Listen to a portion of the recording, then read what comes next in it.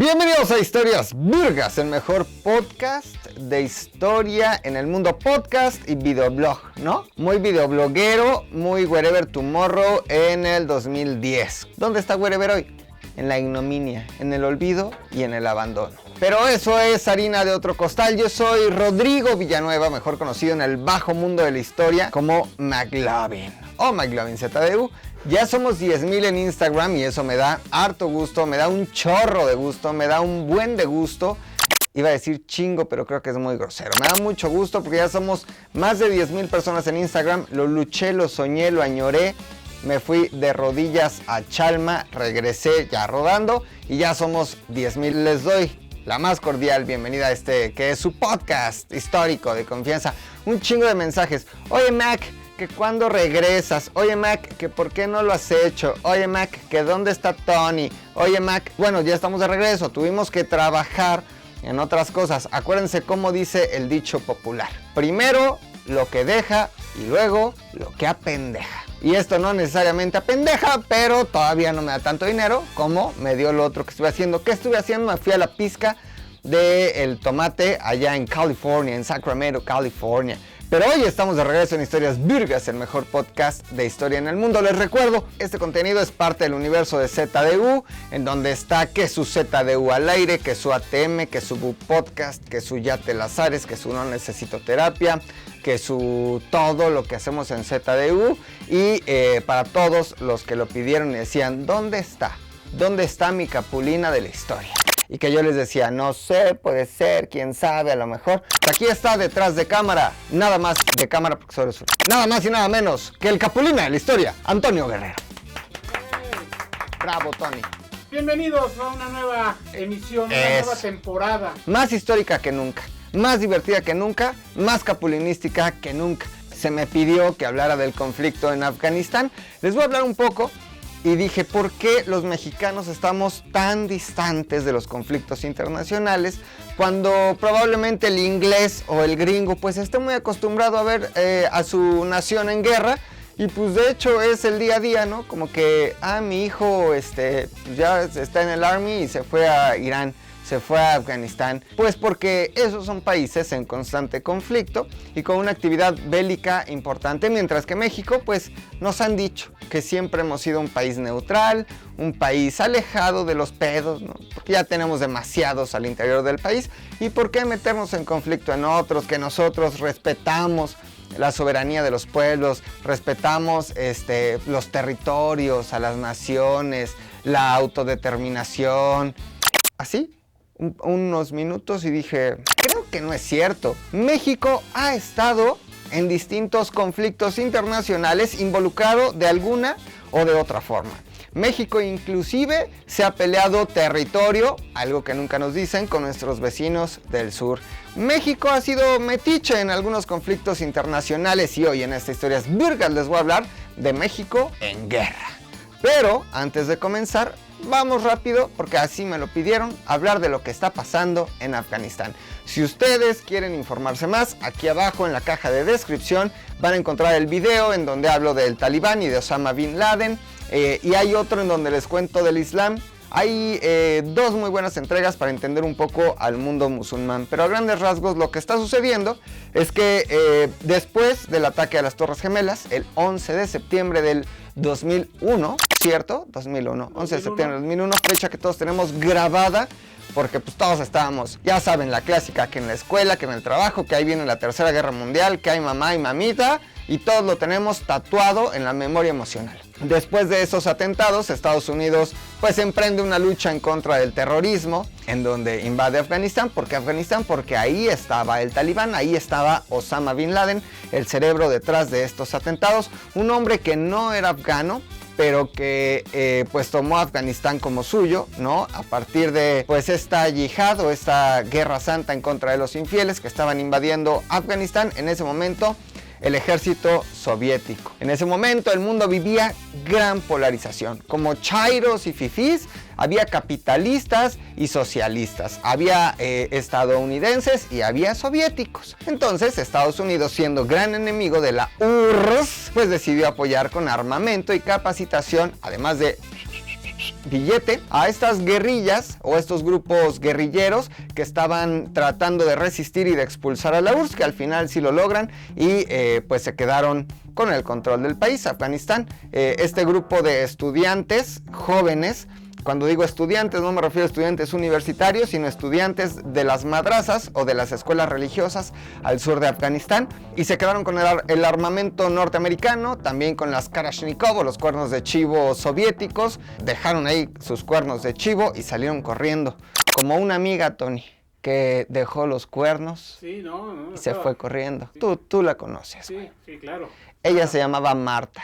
Ella se llamaba así. Después de eso, el talibán necesitaba otro enemigo, otro infiel. Y acuérdense que hubo ocupación norteamericana a la salida de los soviéticos. Entonces el enemigo en ese momento pues fue Estados Unidos. Y así emprendieron, pues digamos, esta guerra que se quedaba sí en atentados, pero no necesariamente como el del 11 de septiembre.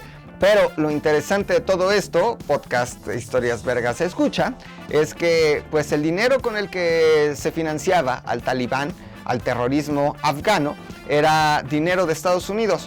Y ustedes dirán, ¿qué pasó? ¿Qué pasó? ¿Cómo qué pasó? ¿Cómo que dinero de los United States? Pues sí, porque los patrocinadores eran estos wahabitas, saudíes, de donde también era Osama Bin Laden, saudí de Arabia Saudita. Es un emirato petrolero, ¿no? Es un reino petrolero, chingo. Ahí está todo el petróleo. Arabia Saudita produce petróleo, Estados Unidos le compra el petróleo a Arabia Saudita. El dinero del petróleo de Estados Unidos, pues con ese financian el terrorismo los saudíes, no solo del talibán, sino también de ISIS, por ejemplo, ¿no? Entonces al final, pues es un conflicto político, fue un conflicto de intereses, pero lo cierto es que desde que Biden era parte de los achichincles de Obama, le dijo, oiga jefe, porque así le hablaba, ¿no? Oiga jefe, para que lo entendiera, güey. Ya ves que Obama hablaba más así, más morocho, más Tomás. Qué incorrección política esa, pero no importa. Le dijo, hay que sacar las tropas. Obama aguantó sus 2 periodos presidenciales. Después vino Donald Trump, y Donald Trump, en una jugada muy astuta, prometió la retirada de las tropas de Afganistán, pero como dice el dicho, hágase señor tu voluntad, pero en las mulas de mi compadre. Es decir, yo no me voy a hacer responsable del costo político de esta retirada de tropas, sino que sea el siguiente presidente, Joe Biden. Así que Joe Biden únicamente cumplió con lo que prometió Donald Trump, y pues nada, las consecuencias ahí están. Nuevamente el talibán toma poder sobre el gobierno. El presidente, que tenía nacionalidad gringa, renunció a la nacionalidad gringa para poderse convertir en presidente de Afganistán. Salió despavorido, tomó el avión y dijo, agua, ahí se ven, os Bider 100, yo no quiero saber nada de ustedes, y el talibán recobra el poder. Pero Estados Unidos y el talibán ya venían negociando esta toma de poder del gobierno afgano. ¿Qué va a pasar? No lo sabemos, pero lo cierto es que los Estados Unidos, desde mi punto de vista, no tendrían por qué estar metidos en la soberanía de un pueblo bajo la bandera de la lucha contra el terrorismo. Le tocará al pueblo afgano y al mundo en general apoyarlos, levantar la voz y buscar las maneras de dar refugio. Por cierto, en estas historias virgas vamos a ver cómo México tiene una gran tradición de refugio hacia pues otros ciudadanos del mundo. Me da mucho gusto que vamos a recibir afganos en este país. Me da mucho gusto saber que ya tenemos haitianos en este país, que van a llegar más haitianos también, que gran parte de la literatura, el pensamiento, las artes mexicanas son producto también de refugio de españoles. Pues bueno, eso es lo que nos toca a nosotros apoyar y entenderlo desde acá, pero desde mi punto de vista no tenemos por qué estar hasta las narices involucrados y metidos en la soberanía y la autodeterminación de otro pueblo, en este caso Afganistán, en donde, por cierto, Tony, hay unos perros muy bonitos. Flacos, altos, peludos, y tienen ese pelaje para protegerse del frío de Afganistán. Pensé que era un mechudo que andaba ahí paseando. No, no era un mechudo ni era el tío Cosa, es un perro afgano. Octavio Paz fue embajador mexicano en Afganistán y tiene un libro, bueno, un poema muy bonito que me parece que se llama Vientos Enteros, donde relata su experiencia siendo embajador de Afganistán. Hasta ahí mi explicación, no puedo dar más, no soy analista geopolítico, solo soy un simple apasionado y amante de la historia. Y ahora sí, vamos a hablar de México mágico en la guerra de los mundos, de los zombies, de las potencias del mundo. Y vamos a hablar del primer acto, del primer acontecimiento que poco se nos ha dicho, poco se nos ha contado y que poco sabemos de él. Y número 1, vamos a hablar del telegrama, el famosísimo telegrama Zimmermann. Así con Z-M y doble N al final, me parece que así se escribe, telegrama Zimmermann. ¿Por qué el telegrama Zimmermann? Había un hombre que se llamaba Arthur Zimmermann. Arthur Zimmermann era el secretario de gobierno de Alemania durante la Primera Guerra Mundial, ¿no? Del Kaiser. En el contexto internacional de la Primera Guerra Mundial, también conocida como la Guerra de las Trincheras, pues estaba preocupado, junto con todo el gobierno alemán, porque los Estados Unidos potencialmente entrarían a la Primera Guerra Mundial, y si aquello ya estaba muy detenido, ¿no? Muy trabado entre las trincheras, se avanzaba literalmente 1 metro y por 1 metro morían muchas personas. Si entraba a Estados Unidos, la cosa se iba a poner más chingüengüenchona, ¿no? Se iba a poner muy fea la cosa. Este hombre, Arthur Zimmermann, envía un telegrama a, me parece que von Eckart, von Eckart, canciller o embajador de Alemania en Washington, en los Estados Unidos, y le manda un telegrama. Ese telegrama tenía la intención de llegar hasta el presidente Venustiano Carranza, el presidente constitucionalista, el presidente del gobierno de la revolución. Hablamos de 1917 circa, ¿no? Ese telegrama Zimmermann literalmente prometía a Venustiano Carranza que nos ayudarían a recuperar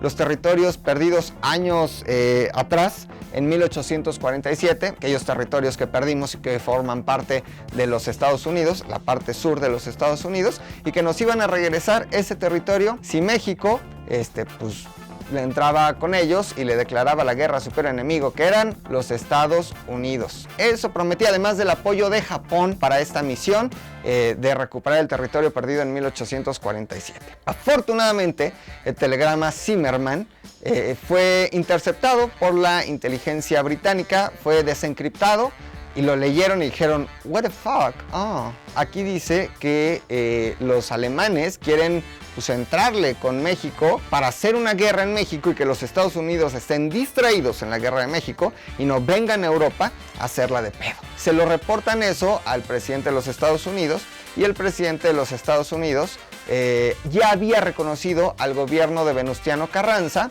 después de que también había reconocido al gobierno de Victoriano Huerta, que ya no estaba Victoriano Huerta, estaba Venustiano Carranza, y dijo, ¿qué pedo? ¿México y Alemania qué? ¿Qué? Entonces le habla a su embajador de Estados Unidos en México, Henry Fletcher, y Henry Fletcher le dice al presidente Venustiano Carranza si se quería entrevistar con él y si querían reconocer la soberanía o la figura, el poder del presidente Venustiano Carranza, pues tenía que darle una explicación. Que qué coños hacía coqueteándole a Alemania. Y el presidente Venustiano Carranza, que hasta eso, ratero, pero tenía sus, de chef, se dice en francés, ¿no? Los huevos bien puestos. Venustiano Carranza, de una manera muy inteligente y con su barba tan característica, sobó su barba, acaricióse la barba y le dijo, ¿el qué? El telegrama Zimmermann. Le dice, ¿cómo se llama el telegrama? Zimmermann. Le dijo, exactamente, caballero, se llama el telegrama Zimmermann. Lo envió Arthur Zimmermann. Si lo hubiera enviado yo, se llamaría el telegrama Carranza. Así que yo no tuve nada que ver, ni mi gobierno tuvo absolutamente nada que ver. La amenaza de los Estados Unidos era una invasión a México. Literalmente corríamos el riesgo de ser invadidos. Acababa de pasar también la guerra punitiva, o esta intervención de los Estados Unidos a México para buscar a Pancho Villa. Y bueno, estábamos en ese contexto, pero ahí venían las tropas. Y ahí venían las tropas listas con la vaina desenfundada y el cañón bien caliente para atacarnos si es que nosotros decidíamos apoyar al gobierno alemán. Y ese telegrama Zimmermann nunca llegó a manos de Venustiano Carranza, fue interceptado. Y de todas formas, aunque hubiera llegado a Venustiano Carranza, no le hubiéramos entrado. La neta es que nosotros teníamos demasiados problemas al interior de México como para estar pensando en el apoyo a otro país o alguna otra nación en el extranjero. Acuérdense que México estaba viviendo estos momentos de la revolución, en donde ya habíamos pasado por la expulsión de Porfirio Díaz en 1910, en donde ya había gobernado Francisco Madero, en donde ya habían asesinado a Francisco Madero, Pino Suárez y Gustavo, en donde ya había entrado en donde ya había entrado Victoriano Huerta, donde ya había sido derrocado Victoriano Huerta por los constitucionalistas y en donde ya estaba el gobierno de Venustiano Carranza y los suyos. Entonces imagínense todos los desmadres que había al interior de este país como para todavía tomarnos la molestia de apoyar al Kaiser en una guerra que pues a nosotros nada nos involucraba y en la que no teníamos nada que ver, más que, pues nada, la gran desgracia de México, ser vecinos de los Estados Unidos. Y digo desgracia porque sí nos han invadido, acuérdense de la intervención norteamericana. Yo creo que más adelante, déjenme ver mi escaleta, no lo traemos, pero hubo una segunda intervención norteamericana en Tampico, lo que se conoce como el acontecimiento de Tampico, en donde militares mexicanos detuvieron a unos militares norteamericanos que se bajaron a comprar combustible y se armó un desmadre. Entonces esa ha sido nuestra gran desgracia, como dirían los Tigres del Norte, México tan lejos de Dios y tan cerca de los Estados Unidos. Entonces, participación número 1, Telegrama Zimmerman. La neta es que bastante escueta, no participamos. ¿Pudo haber pasado? No lo creo. Número 2, viva España, viva el rey, viva el orden, viva la ley. Tengo un librito aquí muy bonito atrás de mí. Este librito que se llama Guerra Civil Española para Principiantes. ¿Ok? España fue un laboratorio para la Segunda Guerra Mundial, para los nazis, para el fascismo, y España también fue un laboratorio para que México demostrara de qué estaba hecho. Les voy a contar un poquito qué fue la Guerra Civil Española. Una guerra civil es una guerra pues entre paisanos, entre hermanos, entre ciudadanos de un mismo país, disputados pues por ver quién gobierna, qué forma de gobierno, pues te matas con el de al lado solo por pensar distinto. Entre 1936 y 1975, hasta que murió Franco, pues España fue una dictadura fascista, la dictadura de Franco. ¿Cómo comienza todo esto? 1931. Desde 1931 abdicó Alfonso XIII, rey de España. Dijo: yo ya no quiero saber nada de lo de la monarquía española, el dinero es dinero, aprende algo dinero. Yo ya me voy, ahí háganse bolas ustedes. Y en ese momento comienza la primera República Española. Eso quiere decir, en España había muchos grupos de izquierda, socialistas, anarquistas, socioanarquistas, de los del trabajo, Fernández Noroña. Había muchos grupos de izquierda tratando de gobernar y de llevar la República de España, porque en ese momento el socialismo pues estaba todo lo que daba, era lo de moda, ¿no? Es como lo de hoy el TikTok, en ese momento pues era el socialismo. Y entonces desde el 31 más o menos hasta el 33 o el 34, estos grupos de izquierda política tratan de gobernar el país y se vuelve un desmadre. No saben cuál es la mejor forma de gobernar, hay muchas ideologías sí de izquierda, pero distintas, ¿no? Radicalmente distintas. Después de ellos, los empresarios, los oligarcas, los fifís, pues comienzan a gobernar. Y después de eso hay un golpe de estado, porque entre el 31 y el 36 España estaba hecho un verdadero desmadre. Y en el 36 hay un señor, Francisco Franco, que da un golpe de estado, un militar. Y ese señor dice: yo voy a gobernar y aquí se hace lo que yo quiero, matarilerillerón, ¿ok? ¿Y qué es lo que él quería? Pues era un gobierno más conservador, era un fascismo, una dictadura, un sistema de gobierno que de alguna forma simpatizaba con la monarquía y que sí quería restaurar la figura del rey en España, ¿no? Y vimos que pues al final se logró, porque hoy todavía hay rey en España, pero el costo de estos casi 40 años fue terrible. Y principalmente hubo una guerra civil entre los republicanos y los que estaban a favor de la forma de gobierno de Franco. Y ahí se empezaron a agarrar a putazos y se empezaban a matar. Y en este contexto, por ejemplo, está el suceso de Guernica, que Picasso retrata muy bien en su cuadro homónimo, Guernica, en donde se ve cómo aviones de la Luftwaffe alemana pues bombardearon esta provincia. La bombardearon con la intención pues un poco de apoyar a Franco, porque Adolf Hitler simpatizaba con Franco, simpatizaba con Mussolini, simpatizaba con Hirohito, pero también lo hicieron pues para probar el poder de sus aviones, de la Luftwaffe, y para ver qué tanto daño podían hacer. En ese contexto, pues están luchando partisanos subidos en las praderas, en los montes, escondidos, resistiendo esta resistencia que apoya precisamente el presidente Lázaro Cárdenas, un convencido antifascista, pero también un apasionado socialista que simpatizaba con todos estos grupos. No solo permitió la entrada de miles de refugiados españoles, niños, principalmente a México, y que hoy esos niños probablemente algunos ya estén muertos, otros sean abuelos vivos, pero que son la herencia directa de pues mucho progreso, mucho avance, mucho pensamiento intelectual en México, ¿no? Lázaro Cárdenas no solo permite la entrada de refugiados españoles, como hoy daremos asilo y me da mucho gusto a los afganos, sino que también manda billete, inyecta billete pues para comprar armas para todos estos grupos de resistencia en contra del fascismo de Franco. Lázaro Cárdenas lo dijo abiertamente, él estaba en contra de Franco, sino que a través de una persona muy importante, a través de Gilberto Bosques Saldívar, quien era, digamos, el embajador en aquellas tierras, hicieron algo muy importante, muy inteligente y muy interesante. Gilberto Bosques Saldívar sería para México lo que Schindler para los refugiados, ¿no? Judíos durante la Segunda Guerra Mundial. Si han visto Schindler's List de Spielberg, me parece, pues un poco es la historia de Gilberto Bosques Saldívar, quien estaba en aquellas tierras en Francia y alquiló dos grandes castillos. Era embajador en España, me parece, pero tuvo que irse exiliado a Francia, y en esos dos castillos pues refugió en uno de ellos a 850 niños, en el otro como a 500, y no solo los refugió y en ese momento los apoyó, sino que consiguió visados para todos ellos, consiguió visas para que en México pudieran encontrar una nueva vida. Muchos de ellos llegaron sin padres, llegaron huérfanos y aquí salieron adelante. Hay un claro ejemplo, el papá de Andrés García fue piloto durante la Guerra Civil Española y aquí pues tuvo a Andrés, y luego Andrés tuvo su bombita, ¿no? Pero esa es otra historia que le apretaba. Yo nunca entendí, la bombita estaba como que en un huevo.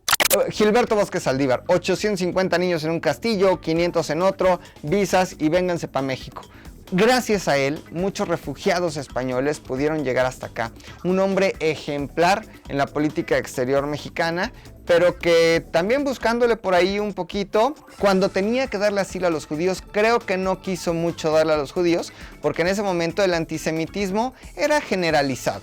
Hay que aprender y saber la diferencia entre que sí apoyáramos una forma de gobierno y que estuviéramos en contra de ese fascismo fuerte, duro, puro de Adolf Hitler, y otra, que nosotros quisiéramos a los judíos. En ese momento el gobierno mexicano mandó órdenes a todas sus embajadas para que no se emitieran visas a gente asiática, a judíos y a algunos otros grupos étnicos, con la excusa que pues no eran deseables, que sus actividades comerciales no eran muy lícitas, vaya, que no era gente de fiar, únicamente por un origen, como ya lo sabemos en el caso de los judíos, religioso o meramente pues por nacer de padres judíos. Gilberto Bosques Saldívar simpatizaba un poco con la idea del antisemitismo, sin embargo, gracias a él y a Lázaro Cárdenas, recibimos a muchos niños refugiados españoles en México y se dio un apoyo importante, no solo en papel, no solo en declaración, no solo en estamos a favor del país, sino que realmente Lázaro Cárdenas, Tata Cárdenas, mandó dinero para que todos estos resistentes de la Guerra Civil Española pudieran luchar en contra de Franco. Digamos que la guerra pues la perdieron ellos. Franco se mantuvo hasta el 75, momento en el que murió, y todo fue radicalmente distinto en España. Sin embargo, se instauró nuevamente la figura del rey. Hay otro tipo de monarquía, mucho más parlamentaria, para nada absoluta. No es una figura que represente un peso importante en el gobierno, sino que simplemente es una figura que está, como lo podría ser también la figura de la reina o del rey de José Alfredo Jiménez. Esa fue la segunda participación de México en un conflicto internacional durante la Guerra Civil Española, por allá de 1936 o 37. Vamos con el número 3. El que sigue neta, no se lo van a creer. Por más asombroso que parezca, México estuvo en un conflicto que derivó en muertes con un país que no se imaginan. Que vio nacer a el poeta de la música. Que vio nacer a Rigoberta. Creo que es todo lo que hay. En donde el quetzal es la moneda corriente. En donde es como México, pero en región 4. ¿Guatemala? Exactamente. México estuvo en un conflicto con Guatemala que derivó en muertos, que para sorpresa de muchos no fue hace mucho. No les estoy hablando del siglo XIX, no les estoy hablando del siglo XVIII, les estoy hablando del siglo XX. Les estoy hablando de un conflicto internacional en el que México y Guatemala casi se dan con Toño Tigre y que duró, por más asombroso que parezca, 2 años. O sea, 2 años porque empezó el 31 de diciembre de 1958 y terminó el 1 de enero de 1959. O sea, duró 2 días, güey. Pero pues era el fin de un año y el inicio del otro. Bueno, entre el 58 y el 59, para no hacernos tan pendejos, en 1958, 31 de diciembre, sucedió algo que se conoce como el conflicto o el acontecimiento o el evento entre México y Guatemala, que fue tan irrelevante que no tiene ni nombre. ¿Qué pasaba? Había barcos chiquitos. Había barcos pesqueros, principalmente de camarón, que pues salían, Tony, ¿no? A lo que hacen los barcos pesqueros, a pescar. Y ahí iban, güey, se les hizo fácil, ¿no? Como que, oye, a ver, yo creo que más para abajo, ¿no? Hay más camarón. Y un güey le dijo a otro, oye, pero allá ya son mares de otro lugar. ¿De dónde? De Guatemala. Dijo, güey, es Guatemala, güey. No tienen nada. No tienen nada, güey. Vamos a las aguas de Guatemala, pues por unos camarones. Lo convenció y así se unieron varios barcos y entonces zarpaban y se iban a pescar camarón a aguas guatemaltecas y nadie les decía nada, güey. Y de repente la marina guatemalteca y el gobierno guatemalteco se dieron cuenta que había barcos que llamaron piratas, ¿no? Barcos evidentemente sin bandera de país pescando camarones en aguas guatemaltecas. El gobierno de Guatemala, de Miguel Ydígoras, le reclamó al gobierno, me parece, de López Mateos, si no me equivoco, tuvo que haber sido López Mateos. Le dice, oye, están viniendo tus chavos y se llevan los camarones, ¿no? Que no me pertenecen porque el camarón bien podría nadar a otro lugar, pero están en mis aguas. Yo te recomiendo que les digas a tus chavos, los camaroneros, que no vengan, o las consecuencias podrían ser graves. Güey, López Mateos dijo, güey, consecuencias con Guatemala, que escuchen el disco de Ricardo Arjona, Señor de las 4 décadas, historia de un taxista, pingüinos en la cama, el problema no es problema. Ya tenemos suficiente castigo en el mundo, no va a pasar nada, nadie hace caso, y ahí van otra vez a pescar camarones. Y en ese momento, el gobierno de Ydígoras dice, no more, cabrón. No more, no, porque en Guatemala no hablan inglés, güey. Saben que esto es un chiste para los de Guatemala, que no vayan a decir, es un chiste, los amamos, Guatemala es hermoso. Entonces salen 2 aviones, 2 T-6 Texas de reconocimiento.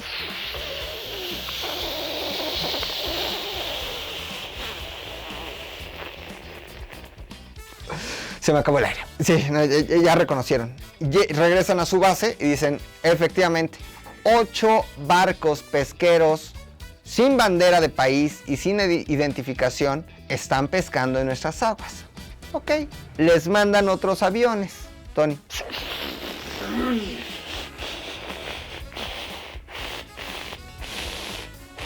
Está fallando porque son aviones guatemaltecos. Y les empiezan a vocear. Barcos, regresen, no regresen, no, les dijeron, barcos, diríjanse a la costa guatemalteca más cercana, de lo contrario serán bombardeados con canciones de Ricardo Arjona y con bala fría. Güey, los mexicanos somos una mamada. Si nos dicen no lo hagas, lo hacemos, güey. Si nos dicen, güey, por favor, no vayas, vamos. Oye, dirígete a la costa guatemalteca más cercana, porque ahí te vamos a detener. Se rieron, güey. Literalmente, porque estos aviones de reconocimiento llevaban un periodista arriba de los medios guatemaltecos. Y esto fue lo que reportaron, que los mexicanos, al más puro estilo mexicano, se rieron, se burlaron, pintaron que su dedo, que sus caracoles, que jajaja, jojojo, ¿qué me vas a hacer? Eres guate. Y entonces, no regresaron y siguieron pescando. No hacen caso. Y nuevamente, Tony, 2 aviones.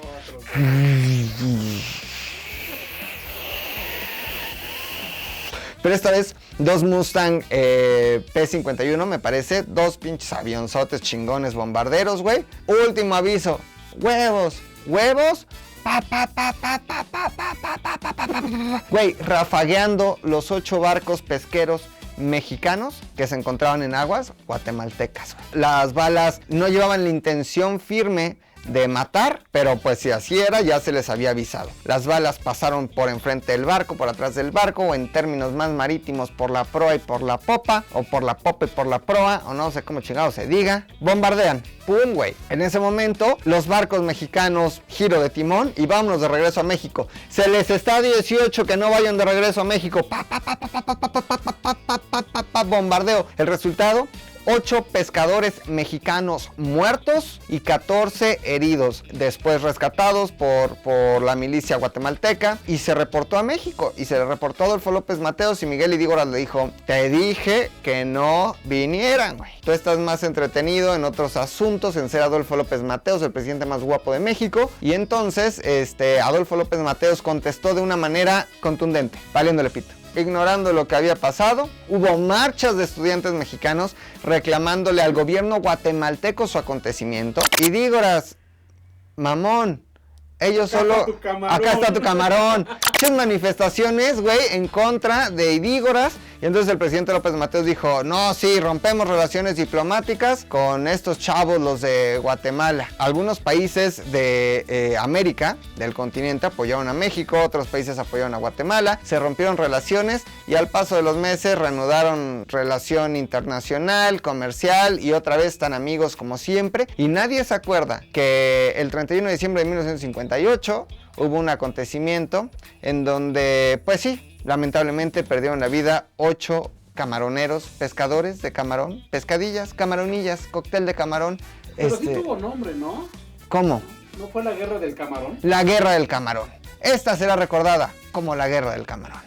Número 4. El que probablemente sea el conflicto internacional más importante en el que México se ha involucrado. Sí nos hemos enfrentado contra Francia, ellos vinieron y nosotros resistimos. Sí nos hemos enfrentado contra Estados Unidos, ellos vinieron y nosotros resistimos. No habíamos mandado tropas a luchar en otra región, en otro país. Pero esto que sucedió es casi inverosímil. 1944, el gobierno de Manuel Ávila Camacho. La Segunda Guerra Mundial ya estaba a nada de terminar. Como siempre llegamos tarde a todo, Tony. Que si las vacunas, que si el internet y la fibra óptica, tarde. Había una relación comercial importante entre México y los aliados. Esa relación comercial era importante después de la María Expropiación Petronila, mejor conocida como la expropiación petrolera de Lázaro Cárdenas, del que platicamos hace rato. Entonces Manuel Ávila Camacho dijo, yo no voy a apoyar a las potencias del eje, yo voy a apoyar a los aliados, vamos a venderles nuestro petróleo. No, nosotros somos una potencia petrolística, ellos necesitan nuestro petróleo. Ya sabemos que el petróleo, como lo es ahora, pero en ese momento era importantísimo. Acuérdense que desde que Winston Churchill era Lord del Almirantazgo en la Gran Bretaña, él dijo, tenemos que convertir toda nuestra flota naval a hidrocarburo, a gasolina, no a vapor, porque eso nos da una ventaja en tiempo contra el enemigo. Y así fue, y en ese momento pues el que tenía el petróleo tenía el poder, porque los aviones necesitaban turbocina, porque los tanques necesitaban gasolina, todo necesitaba gasolina. Entonces el gobierno de Manuel Ávila Camacho empezó a vender nuestra gasolina a los aliados, cosa que me parece extraordinaria, porque acuérdense que el milagro mexicano, el desarrollo estabilizador de los años posteriores a la Segunda Guerra Mundial, fue gracias a toda esa venta de materia prima, sí petróleo, pero también vendíamos materia prima para la pólvora, la dinamita, el TNT, esas cosas. Entonces fue porque vendimos mucho, porque los países, las potencias ganadoras nos seguían pagando. Y por eso México se pudo desarrollar, carreteras, autopistas, aeropuertos, hospitales, escuelas, parques, cosa que ya no hay. Pero hubo un desarrollo estabilizador importante. Bueno, nosotros mandábamos nuestros buques, pues a los Estados Unidos, a venderles la gasolina. Y en 1944, 2 buques mexicanos que fueron atacados por submarinos alemanes. A menos eso dice la versión oficial, ¿no? Todo apunta a que sí fue así, a que no fueron los Estados Unidos incitándonos a nosotros a entrar en una guerra, porque pues ¿para qué entrábamos en una guerra? Si no teníamos ni con queso las enchiladas, todavía si fuéramos una potencia bélica, pues valdría la pena. Pero según yo, este acontecimiento para hundir el potrero de Llano y el Faja de Oro, sí fue producido por un torpedo que salió de un submarino alemán. Entonces, llegamos a todo tarde. Nos hunden dos buques, la gente empieza a protestar y Manuel Ávila Camacho reúne a todo su gabinete y les dice: sé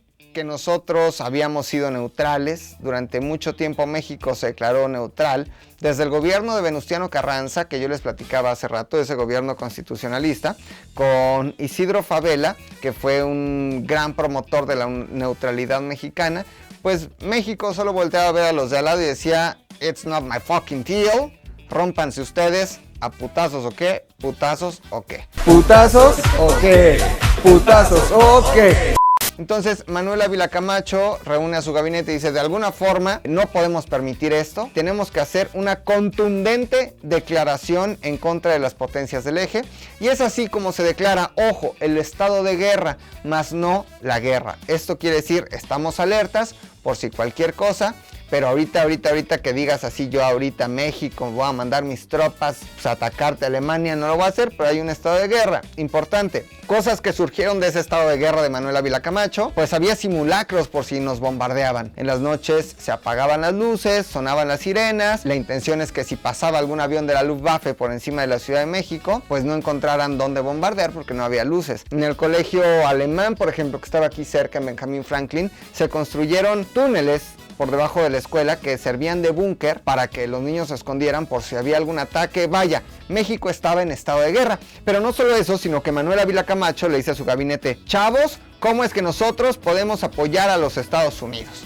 Y las ideas comienzan a surgir, pero el objetivo era hacerlo de la manera más económica posible. Uno, enviamos braceros. La mano de obra gringa estaba luchando en Europa. Y si ustedes tienen aún bisabuelos o abuelos que estén por ahí de los 70 y tantos, 80, muchos de ellos fueron braceros. Mi abuelo, por ejemplo, fue bracero y fue a los Estados Unidos a prestar mano de obra. Y desde ahí viene la tradición de la migración y del sueño americano. Y ese fue un apoyo que le dio México a los Estados Unidos. Mano de obra para su industria, para su agricultura, para lo que fuera necesario en los Estados Unidos con acuerdos internacionales. ¿Qué otra cosa? ¿Cómo los apoyamos? Y dijo Manuel Ávila Camacho: vamos a formar un escuadrón de pilotos que vayan, se capaciten en Estados Unidos, y ya que estén en Estados Unidos, pues que los manden a lo que sea necesario. Y es así como se forma el Escuadrón 201, en donde pues lucharon 30 pilotos más o menos. Eran 300 personas más o menos, porque no solo van pilotos, van ingenieros, van mecánicos, van cocineros, va personal de apoyo del Estado Mayor. Entonces mandaron 300 personas a capacitarse en los Estados Unidos